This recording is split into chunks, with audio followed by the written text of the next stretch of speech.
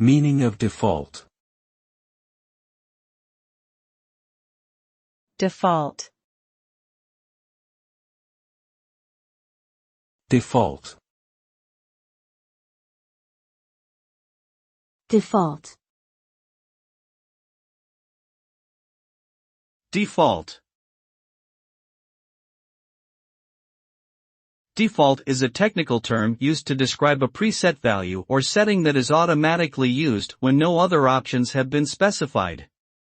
In software and computing, a default option is often the most common choice or the recommended setting.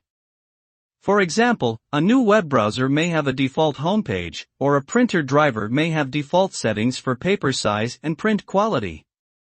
If a user does not make any changes or selections, the program or system will use the default values as the final result.